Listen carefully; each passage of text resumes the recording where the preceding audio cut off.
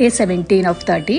So breakfast ಚಾಲೆಂಜ್ಗೆ ಇವತ್ತು tasty egg rice ಮಾಡ್ತಾ ಇದ್ದೀನಿ. ನಮ್ಮ ಮನೆಯಲ್ಲಿ ಯಾವ ಥರ ಎಗ್ ರೈಸ್ ಮಾಡ್ತೀನಿ, ಏನು ಸೋಯಾ ಸಾಸು, ಚಿಲ್ಲಿ ಸಾಸು ಈ ಥರದ್ದೆಲ್ಲ ಏನು ಯೂಸ್ ಮಾಡ್ತೀರಾ, ಮನೆಯಲ್ಲಿರೋ ಇಂಗ್ರೀಡಿಯೆಂಟ್ಸ್ನ ಯೂಸ್ ಮಾಡಿಕೊಂಡು ಎಗ್ ರೈಸ್ ಯಾವ ಥರ ಮಾಡೋದು ಅಂತ ನೋಡೋಣ. ಸೊ ಇಲ್ಲಿ ಸ್ವಲ್ಪ ಒಂದು ಪ್ಯಾನ್ಗೆ ಸ್ವಲ್ಪ ಆಯಿಲ್ ಹಾಕ್ಕೊಂಡಿದ್ದೀನಿ. ಸ್ವಲ್ಪ ಈರುಳ್ಳಿ ಜಾಸ್ತಿ ಹಾಕ್ಕೊಂಡ್ರೆ ಚೆನ್ನಾಗಿರುತ್ತೆ. ಇಲ್ಲಿ ನಾನು 7 ರಿಂದ 8 ಈರುಳ್ಳಿ ತೊಗೊಂಡಿದ್ದೀನಿ, ಮೀಡಿಯಮ್ ಸೈಜಿಂದು. ಅದು ಸ್ವಲ್ಪ ಫ್ರೈ ಆಗಿದೆ ಅಂದಾಗ ಸ್ವಲ್ಪ ಶುಂಠಿ ಬೆಳ್ಳುಳ್ಳಿ ಪೇಸ್ಟ್ ಹಾಕ್ಕೊಂಡು ಅದು ಫ್ರೈ ಆಗ್ತಾ ಇರೋಷ್ಟೊಳಗೆ ಸೈಡಲ್ಲಿ ಇನ್ನೊಂದು ಪ್ಯಾನ್ ಇಟ್ಕೊಂಡು ಇಲ್ಲಿ 7 ರಿಂದ 8 ಮೊಟ್ಟೆ ತೊಗೊಂಡಿದ್ದೀನಿ. ಇದನ್ನು ಸ್ವಲ್ಪ ಫ್ರೈ ಮಾಡ್ಕೊಳ್ತೀನಿ ಮೊಟ್ಟೆನ.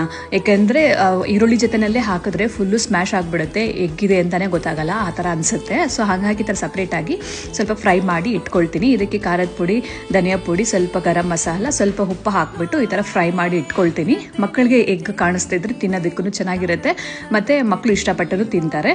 ಸೊ ಇನ್ನು ಈರುಳ್ಳಿ ಸ್ವಲ್ಪ ಹುರಿದಿದ್ದಾದಮೇಲೆ 1 ಕ್ಯಾಪ್ಸಿಕಮು 1 ಟೊಮೊಟೊ ಹಾಕಿಬಿಟ್ಟು ಚೆನ್ನಾಗಿ ಫ್ರೈ ಮಾಡ್ಕೊಳ್ತಿದ್ದೀನಿ.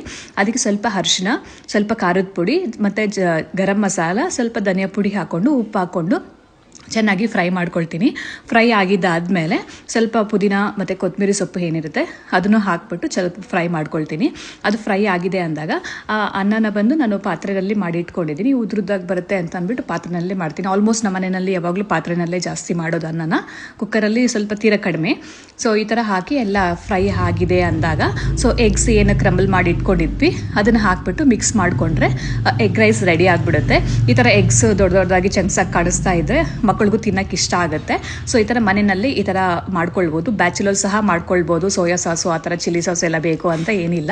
ಹೆಲ್ದಿಯಾಗಿರುತ್ತೆ, ಟೇಸ್ಟಿಯಾಗೂ ಇರುತ್ತೆ, ಮಕ್ಕಳು ಸಹ ಇಷ್ಟಪಟ್ಟು ತಿಂತಾರೆ. ಹೋಪ್ ನಿಮ್ಮೆಲ್ಲರಿಗೂ ಈ ವಿಡಿಯೋ ಇಷ್ಟ ಆಗಿದೆ ಅಂತ ಅಂದ್ಕೊಳ್ತೀನಿ. ಪ್ಲೀಸ್ ಟು ಫಾಲೋ ಮಾಡಿ.